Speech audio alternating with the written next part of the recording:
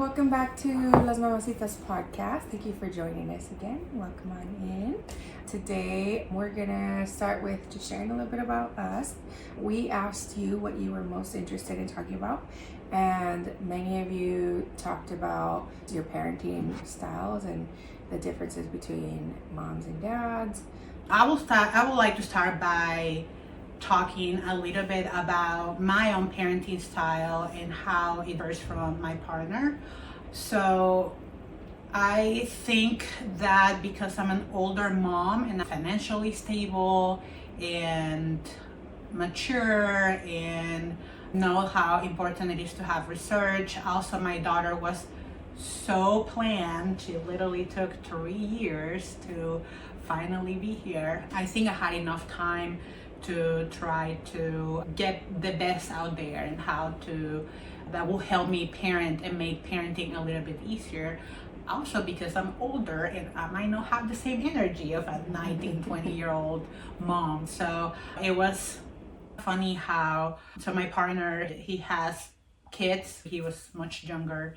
And when it came time to decide what kind of gadgets used to help with parenting, he thought that I was just exaggerating, buying all these things. And his comment, I already raised 2 kids and I didn't need any of these. So why do we need all of these? And I was like, you know what? I'm a first-time mom and these things are trendy. Like once you let social media know that you're expecting, they make sure that to send all the latest what is out there that you can use. And of course, I got it all. So, but funny enough, once we had my daughter and we actually started using all these gadgets, he was like, you know what, this is pretty cool. I'm glad that we got these things because it makes it that much easier to parent. It's all about time and resource management, right? At this point, Even if it buys you like 5 minutes to take a shower or whatever. Oh my gosh, a 5-minute shower with a newborn, that is luxury, right? So yeah, and of course it depends on your resources, if you have access to those things. But I'm definitely more of a modern mom, I believe, a mother parent. So because I had enough time to do research and this way, I'm a very calm mom. This is something that I have heard from different people. Like, you don't act like you're a new mom. You're so calm and you don't freak out when the baby's crying. And I'm like, yeah, I'm tired. I'm tired. Good? Okay. Good, right? So of course I make sure that my daughter is safe, but also I want her to explore the world. But also let's talk about how as soon as moms learn they're pregnant, they're reading, they're educating themselves, they're asking friends for advice or getting unsolicited advice. Yeah. So I feel like we're just that much more prepared. Absolutely. Not to mention that men feel like, yeah, she's got it. So they take a step back a lot of times. And so it makes sense why you also were calm. Like, I think you're calm natured, but also you trusted the research, you trusted and let kids feed off our energy, and like there's no point in being anxious all the time. But the fact that we look into learning how can we best do this, and I think, at least in my case, a lot more conscious of what didn't work with me. I'm trying to, and I'm still very early ages of being a mom, but I'm trying to do things a little bit different. One of the things that we noticed among your comments, but also among the research, the type of parent you are is likely the type of parenting you got. So one of the things that Jen and I have talked about before is this need to, or desire to, obviously give the world to your child, and their happiness is like the utmost important thing. And instantly, I think the gender difference is too, that I've read a lot, that when women learn that they're pregnant, it's instantly real to them. For the most part. I'm not gonna say every woman, but for the most part. And men are more about the baby has to physically be here. They also don't know what to do with a newborn. So men start engaging a little bit more when they're toddlers, when they're active, they're starting to talk, and they can actually play with them. And that's one of the things that we'll cover today about the gender difference, is that moms tend to be more nurturing and dads tend to be just more playful. And so obviously the child needs both. But to circle back to what we're talking about parenting and how we model off of what we got, either you're going to do the same things your parents did, consciously or unconsciously, or you're going to try actively to do opposite, because you're like, I do not want my child to go through what I went through. I think it, as a parent or as a new mom, my daughter's now grown, right? She's 8. But when I was pregnant, I think one of the most valuable tools for me, and this is so psychologist of me, but for me it was journaling and like really reflecting on the pregnancy journey, because it changed so much, and really thinking about how do I want to raise my child? What do I believe in? What do I like about my childhood? What didn't I like about my childhood? We all have criticisms of our parents, and then we put it in context and we say, well, it made sense for their situation or their frame of reference, but it doesn't make sense for me now. So for example, I was telling Jeanette, we were laughing one time, I was like, my parents would catch so many CPS reports if like it was today, right? Like when I am the youngest, but when my siblings were growing up, they were in the trunk of a truck, no seatbelts, leaping up, breaching branches. Like my dad would let my brother drive the truck, and he was like 8. You can't do that now. You can't do that for obvious reasons, not only because it's against the law, but also we can measure the risk. And also I am an older mom too. So I had my daughter, I was 32 years old, 33.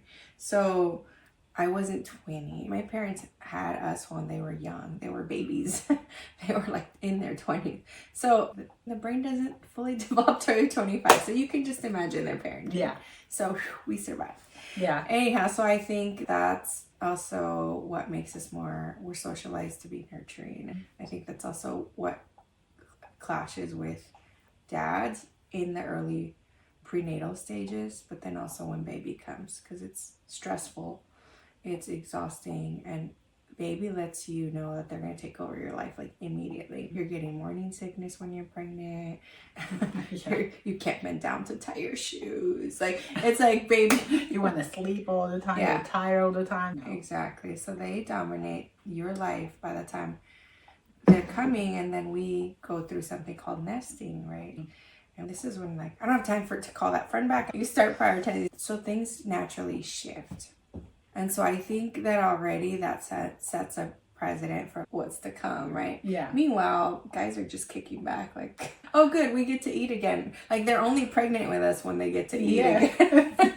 Again with us, right? Like, oh, late night craving? Okay, I'll go get it. Like, nothing is off limits anymore. We're not doing the healthy thing anymore because you're throwing up all the time and you can only eat that fried food thing. You talk about nesting, and I went full on nesting. I went to I wanted my house to be perfectly clean, and I want everything to be ready before the baby got here. I'm talking about, I'm like 3 months pregnant, right? And I'm full force, and my partner was not. And we had a little bit of a different kind of pregnancy because we were in different towns, in different states actually. So I got to experience my pregnancy alone in many ways. And I enjoyed that piece because I was able to keep my house exactly how I wanted and plan how the baby room was going to be and all of that. But I remember that my partner was like, the baby's not coming yet. Why do we have to have this ready right now? Why are you doing this? And my mind is like, why are you not in a hurry? Why haven't you done it? Why you're not doing these things? It's different, but because we become mothers the second that we find out that we are pregnant. And this is a generalization, of course, but for the most part, it is a physiological, biological thing that is happening that doesn't happen to dads. They don't feel it. Our babies don't even know they're a separate being until 6 months of age. So it's like they're us, like Yeah. more than they are them. So it makes total sense. Total sense. Yeah. Well, so let's talk a little bit about what research says. So we know that gender differences in parenting styles and responsibilities are often stem from cultural expectations, social norms, and personal experiences. We talked about how, depending how you were raised, you might look at how you want to do parenting or not. And then, of course, while every family is unique, research and observations in general, mothers tend to be more nurturing and emotionally attuned to their children's needs.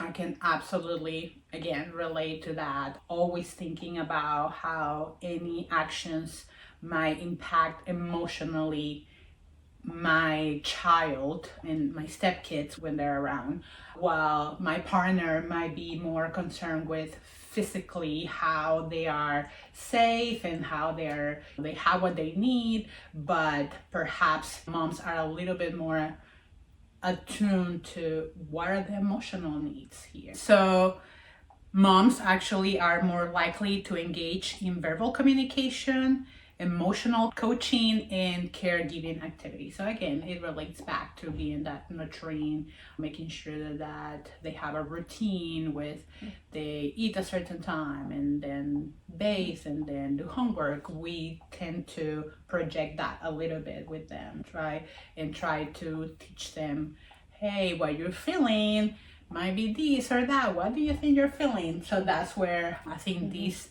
particular point comes into place. And we're socialized that way. So think back to if you're pregnant or you have children, think back to your doctor's visits, your first prenatal visits. And so who went with you?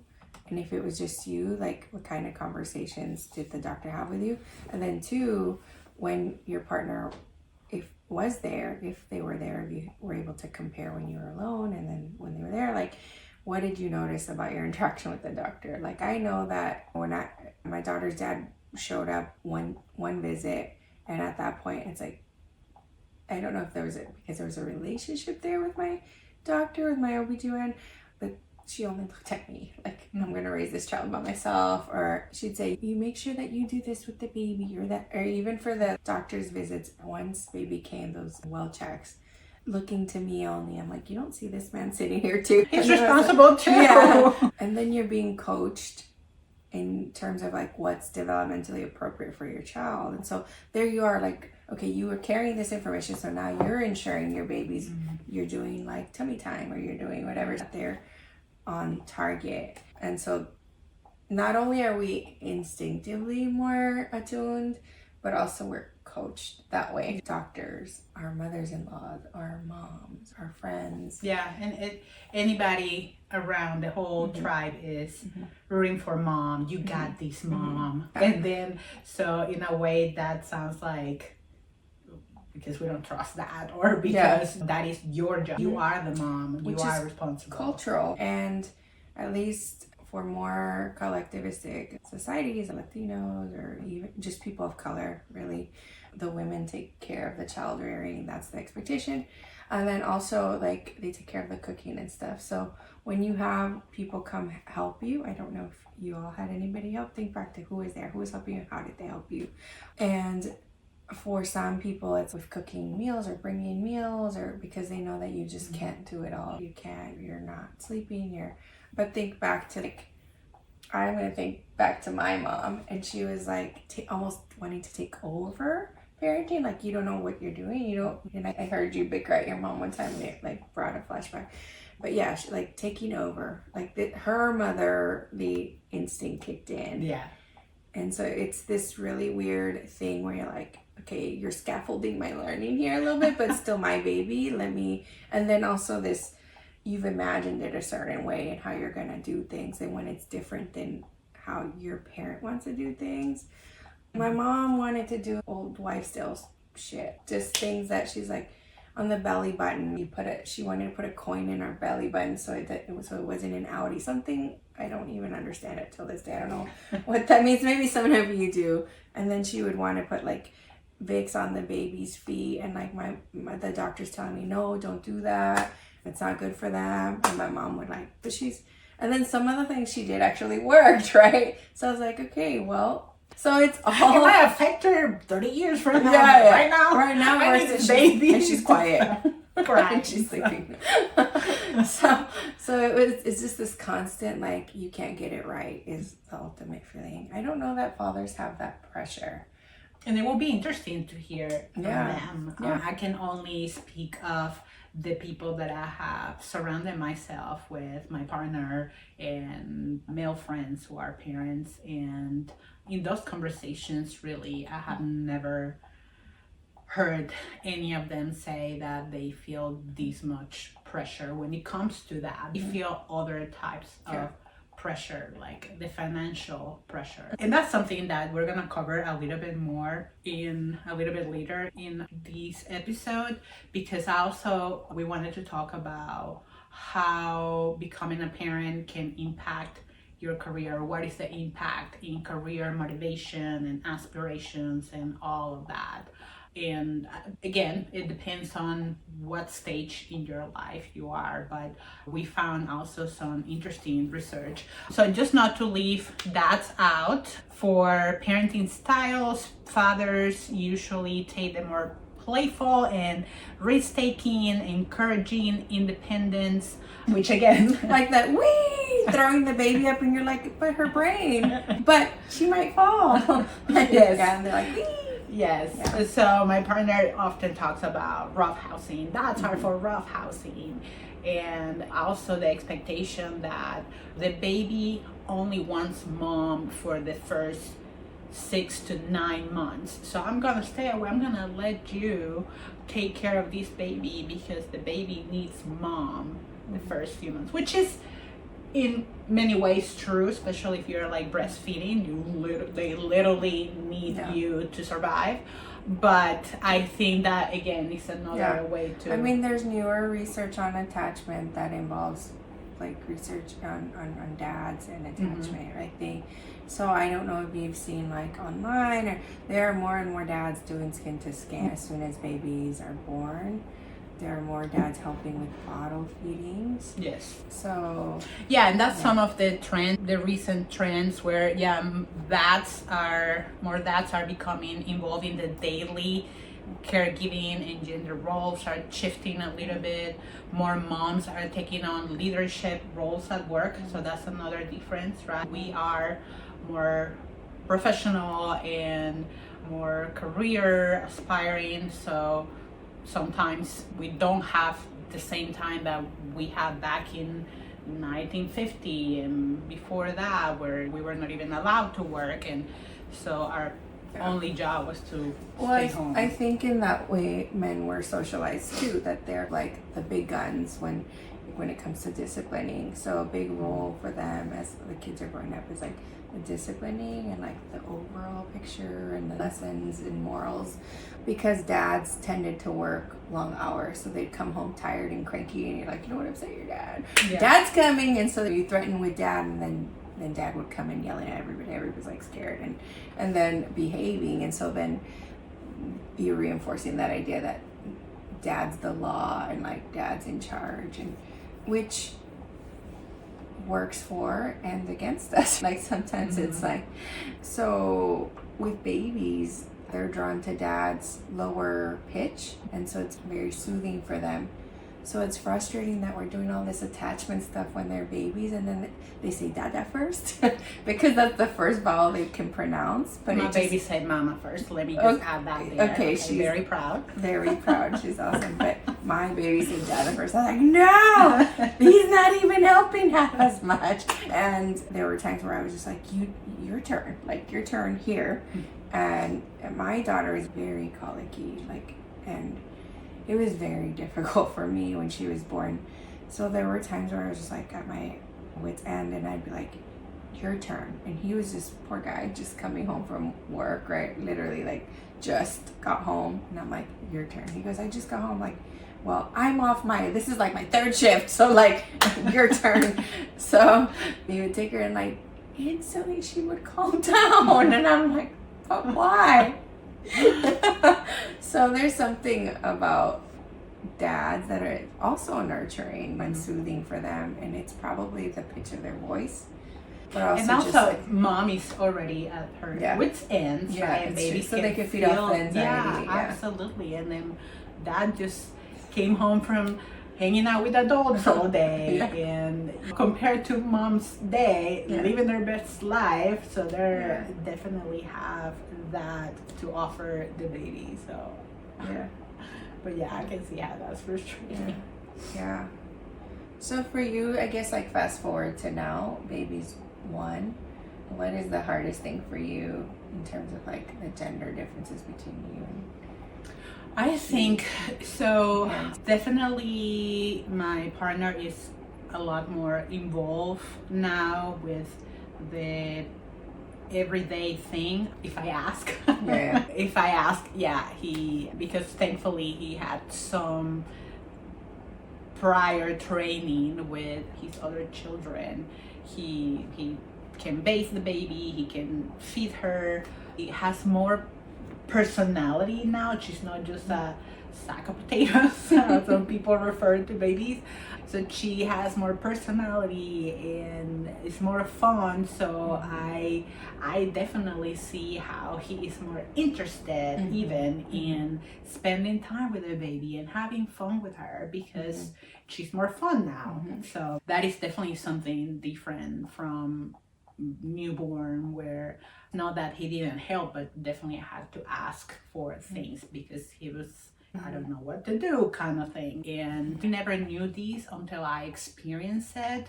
But the mother instinct like really is amazing how it kicks in. You don't think that you can do this, but once that baby is there, you just automatically know that this is the most important thing and this is the most important role, and you're just gonna do whatever it takes to take care of that baby. And again, the dad was definitely always there, ready to lend a hand, ready to wake up with me in the middle of the night and maybe feed the baby while I was pumping and things like that. But that was it. The rest, like changing diapers and holding the baby the whole time, that was more of me. And I was extremely blessed. I am very blessed that I have my mom with me all the time, and she also helped a lot with that, with the holding the baby and all of that. Definitely, I think that's the biggest difference, how much more involvement, like presence, and not just doing things out of responsibility or out of feeling that he had to contribute, he had to help. It's like more like, I want to be part of the baby's life. I want to be part of playing with her and doing things with her. Yeah. I also think you mentioned having our moms there to help with baby. That's also, I think, cultural. I don't want to say exclusively. There are plenty of moms across race and culture that definitely help and are involved with their kids. But I will say that not every mom. So I remember asking like my mother-in-law at the time if she would come help. And she told me, and this is like, it was super shocking. And it's even saying it now, I'm like, she told me, well, I had twins and nobody helped me. So basically, read between the lines, like, you're on your own. Yeah. So I only had. You can do it, mama. Yeah. You got this. And so, but I'm thankful for that my mom was there too. Yeah. Because I don't know that I would have been like kept it together.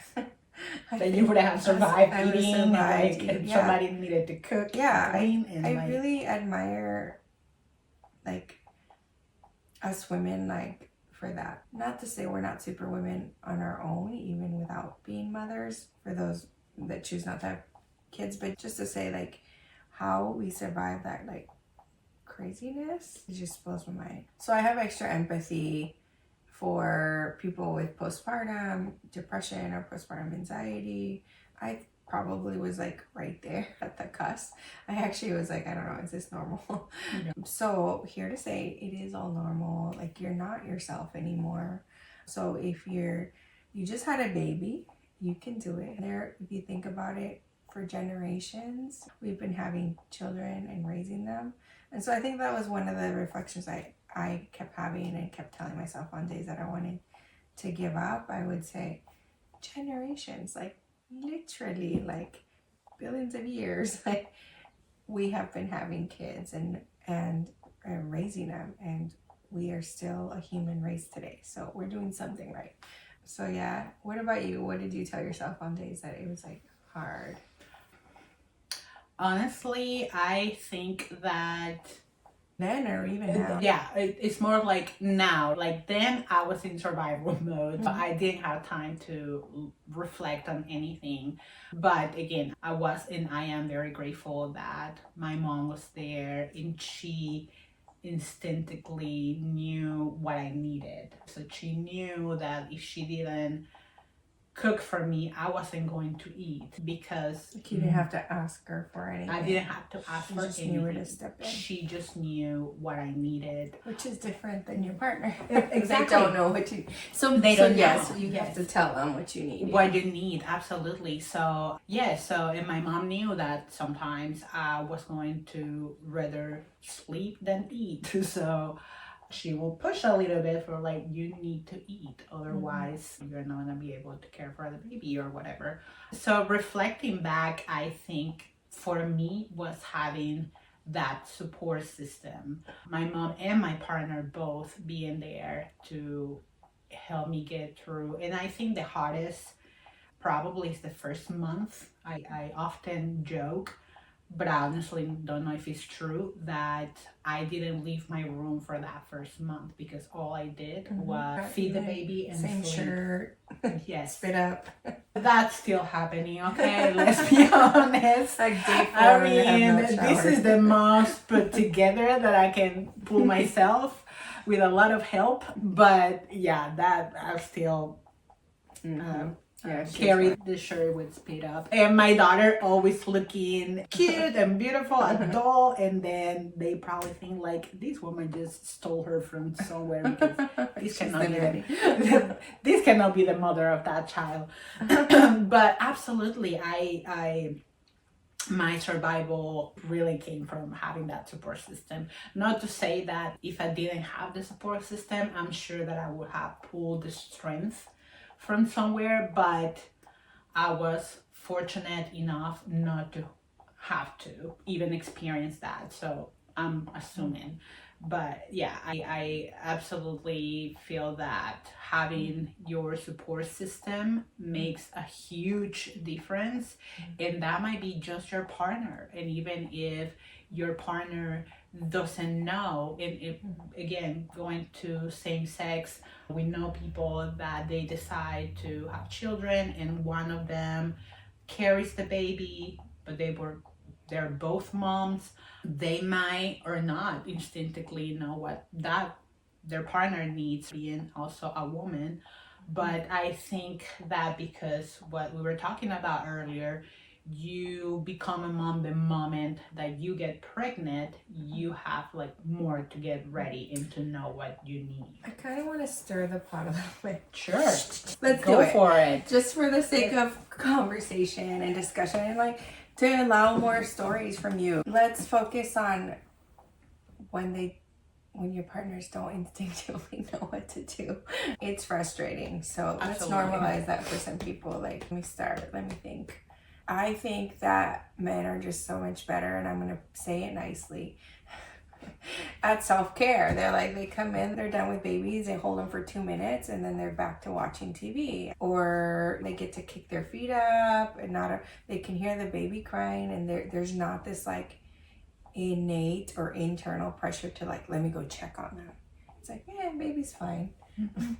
And even if they're not, you're there, like you're closer, which is frustrating. Have you experienced that? Can you tell us? Yeah, and funny enough that I just remember, like, this made me recall a little joke that I posted the other day from JJ Burrows, the comedian, where she's talking about struggling with breastfeeding, and her husband comes to her and say like, I'm gonna take a shut eye.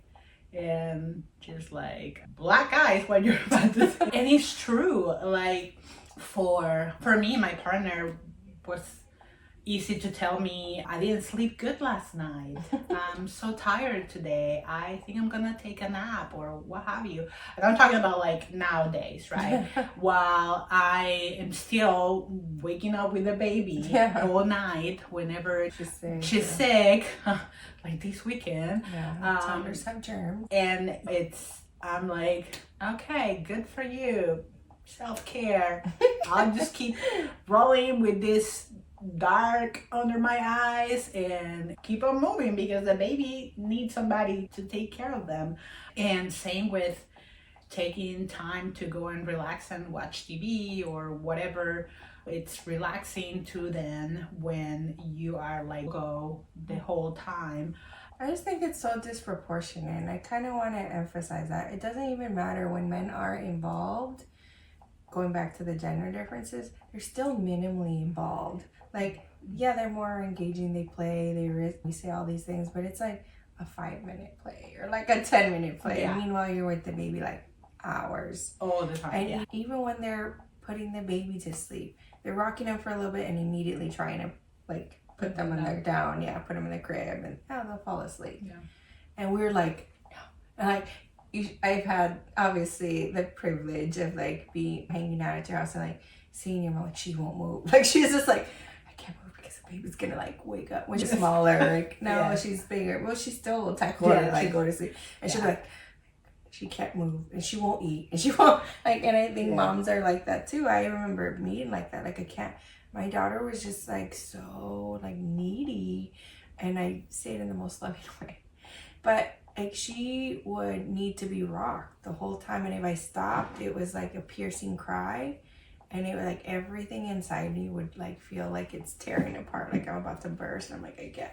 And then like I have to be standing rocking her. If I sat down, she instantly felt, I don't know, the gravity pull. I don't know, but she would cry. Like it was like she was shaping my behavior. Like it was like to sending this message like I can't relax because this baby will and then you will find yourself during the day at work doing these and you don't even know where you're like rocking yourself like, oh wait, there's no baby. And then like you're like shh, like great.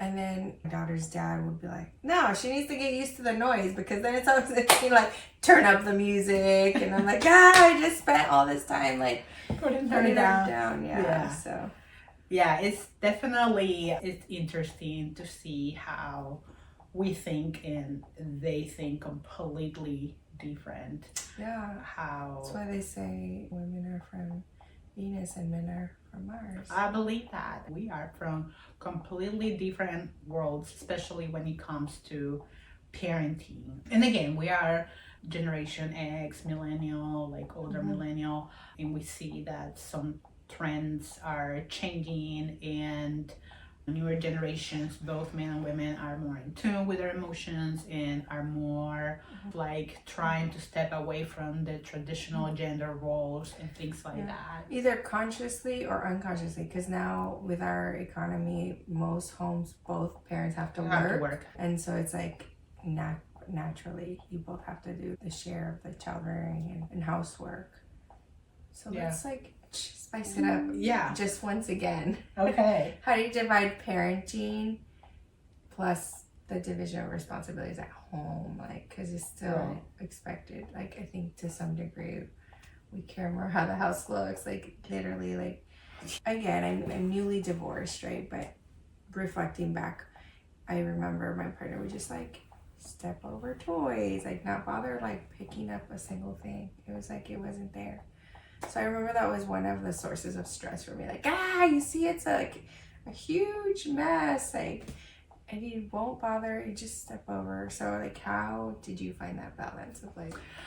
I don't know. Let me know when you find out. Do that. You do that. Same, absolutely. I think that it might be part of that nesting, right? That we do want a place that is clean and feel like home for the baby. So until this day, unless I want to be the nagging woman, telling him what to do and not to do and how to help me with this or the other. I probably do most of the cleaning, or at least keeping things put together in certain way. Again, very blessed that my mom is around and she helps a lot with some of those responsibilities at home. But again, it comes back to the fact that men just tend to have more facility into, or more ability to relax in self-care and make sure that, hey, you know what, I just got from work and I just need to relax, so I'm gonna do this that is relaxing for me while I come from work, and I need to make sure that dinner is ready for the baby, even if she's eating something different than from us.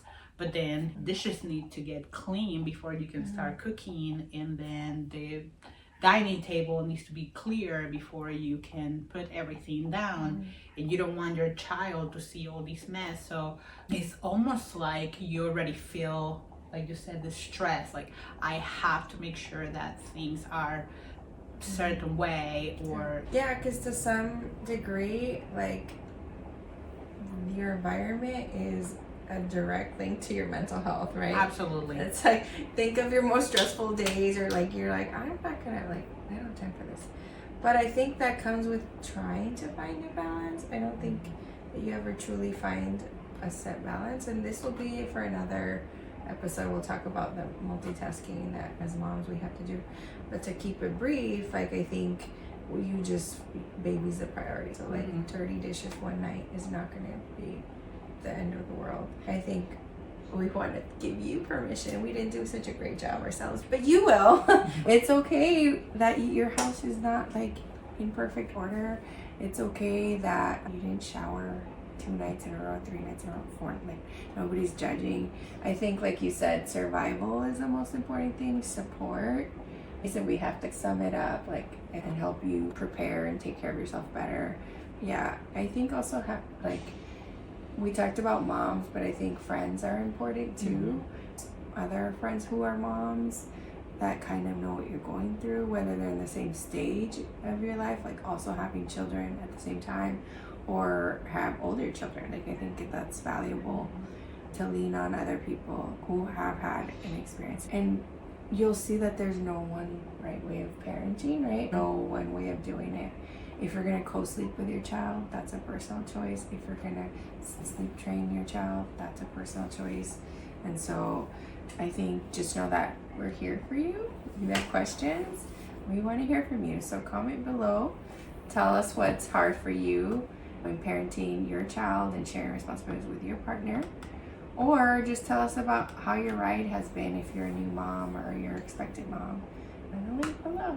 Yeah. So this is some of the research that we did and some of our own experiences, but we had the opportunity to put out there and ask you guys to share your experiences and how you deal with different parenting styles and responsibilities. And we have a few Shout out few to and an audience that made me reflect on some things that we do experience, and we might have already talked about some of these. But so one of our members of our community said, my husband is much more cautious than I am.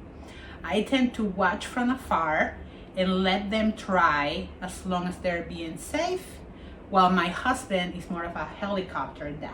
Oh, interesting. Usually flipped, but yes, okay. yes. I absolutely can relate to that. Yeah. I relate to her, and I think it goes back to how much research I have done and what's supposed to work and not, and what didn't work for me. I would say my mom, absolutely helicopter mom, very much always tried to limit things to keep us safe, me and my brother, to keep us safe, to provide. Obviously everything was well intended, and I see it now, and I have to tell her, hey mom, let her fall, she's fine, it's carpet, it's from her standing to falling down is like a few inches.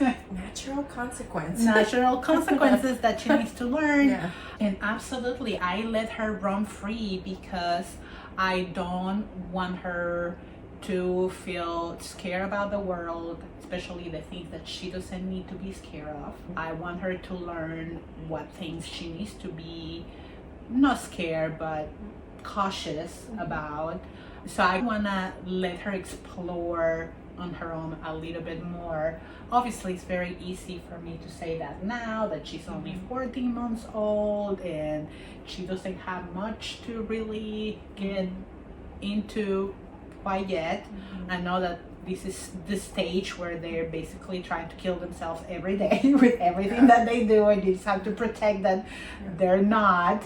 But I can see how for some parents they still are afraid of what consequence can happen if they let their kids do certain things, including, no, I'm not just talking about the physical safety, but also emotional safety. I think that sometimes when you are too protective of your child's getting their heart broken or experiencing uncomfortable emotions, then you're also limiting them from being able to self-regulate, emotional regulation. I think that builds resilience too. Builds resilience. I think that is so important. So I'm not quite there yet. I think I have broken my daughter's heart a couple of times when I say no and I don't let her do certain things.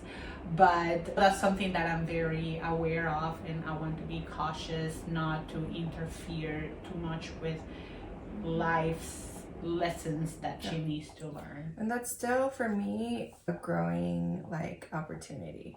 I think I totally was a helicopter mom, and to some degree I still am. I think as she's aged, obviously I've gotten better because there's a natural understanding and a natural just occurrence that you do start letting go of the reins a little bit because you feel you build confidence, and they build confidence in themselves that they could do things independently. But my mom is and was a total helicopter mom, so I learned it from her. But yeah, so I was the mom like right next to her at the playground, like, and I would run to her when she fell. Now it's like different. Now actually my daughter's different. She's like sensitive, so she'll cry for like whatever when people hurt her feelings, and she won't cry when she gets really hurt. Then I'm like, ouch. But I guess maybe if she had a more sensitivity to getting hurt, I might still be like super extra responding to her. But I think now I can let her do her thing. I love that our member shared that with us. I don't know if they were seeking advice or not.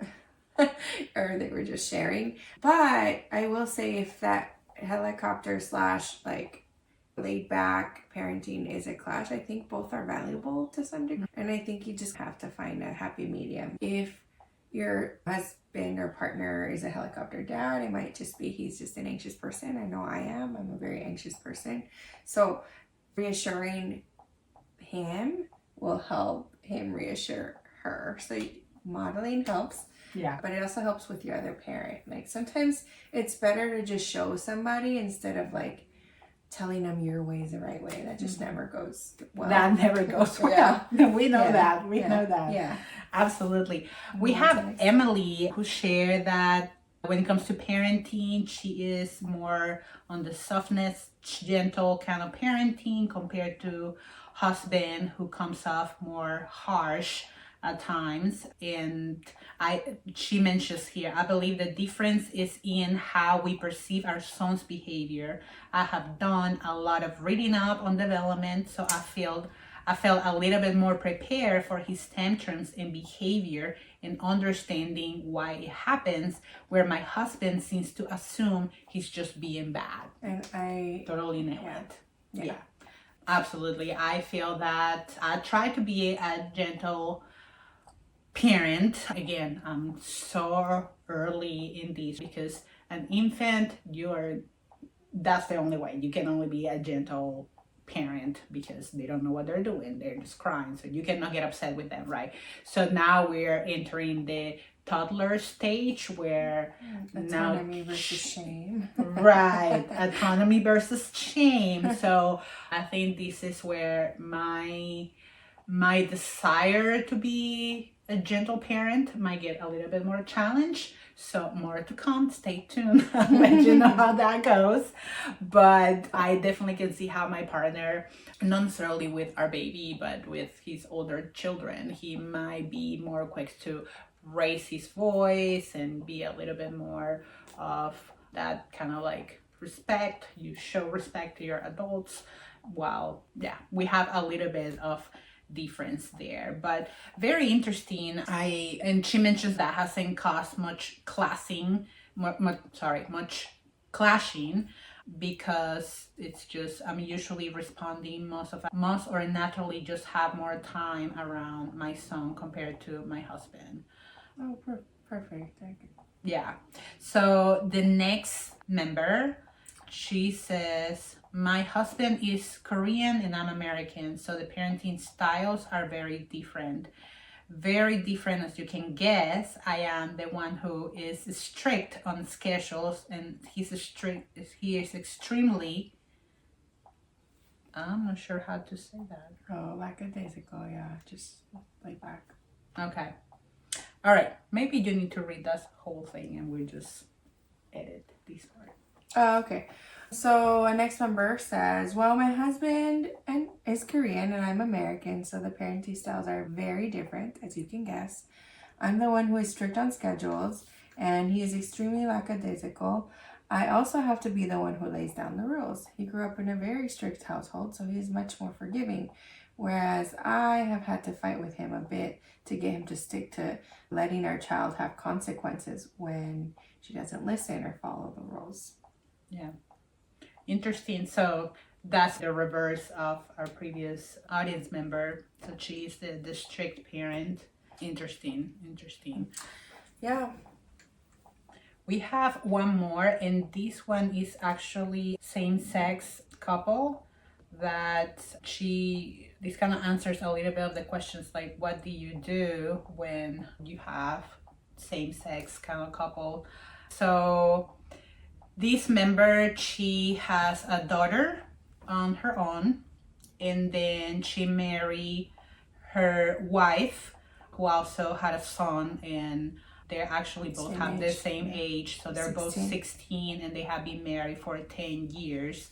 And she comments that she is the harsh mom or the strict parent, while her wife is the gentle mom. So yeah, that can happen even among our same sex. Like they find that balance, I will guess. And I think that good cop, bad cop dynamics tend to be helpful, useful, without vilifying the other parent. Because I was a tough mom, or I am the tough mom, and like, oh, I'm gonna tell mom, and I hated getting threatened, like my child getting threatened by me, like I'm the consequence, like, and it was flipped because I know a lot of dads, I'm gonna tell your mom. A lot of dads get that, right? When when dad gets home, as I was mentioning earlier. Yeah. Well, I was the threat, like, wait till mom gets home. She'd be like, no, and I'm like, I'm not. I promise you, I don't abuse my child. I love my child to pieces.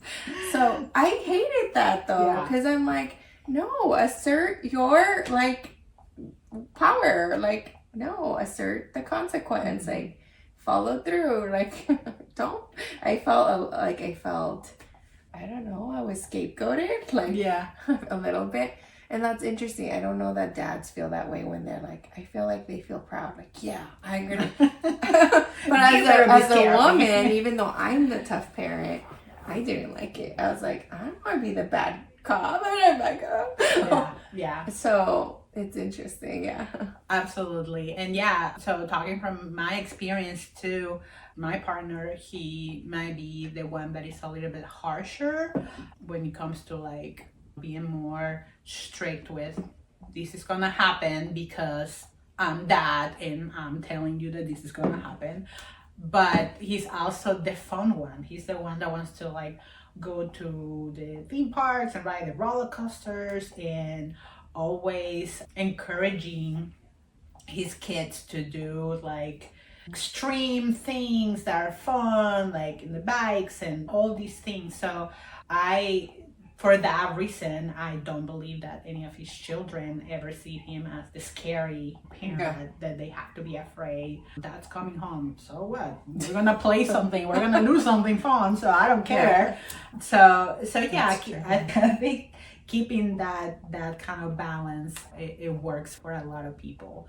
But yeah, so you wanna wrap these up? Sure. Thanks for putting me on the spot. No. Yeah, so I guess in summary, there are parenting differences, especially as we know amongst gender, right? But that's not to say that any one gender does parenting better, right? There's a lot of newer research too. Dads are just as able to form attachments like moms. There's even like debate that is it really innate for us to have this instinctual like need to care, right? Like what about moms who adopt? What about moms who, that sort of thing, right? And there was, I forgot what the series was, but on Netflix, like a little mini series on dads raising children on their own. Some were same-sex couples and some were just like single dads, and how, yeah, they were just as responsive, just as nurturing. So, Dad, this doesn't give you permission to check out. It should motivate you to, check in not only with your baby, but with your partner, with your mama who like created this special human being or beings for you. So, in summary, thank you for our members that shared their stories with us or gave us a little snippet of their lives. We don't get to read all of them, but we are reading them and they're inspiring to us, and we'll keep pulling from your comments and your stories so we can share future episodes. You can expect us next time, and we have lots to cover, so stay tuned. Follow us on Instagram, TikTok, and Facebook. Yes, and absolutely. And of course, this podcast is going to be available in Apple Podcasts and Spotify, and potentially in the future any other platforms. So obviously YouTube will be the place to see the whole video. So like us and share. Yes, please. Yeah, so as you can see just from this episode, there was so many other topics that we definitely want to talk to you about. So be on the lookout. We're going to be asking for your input again, and we will see you next time. Thank you for being here with us. Bye. Bye.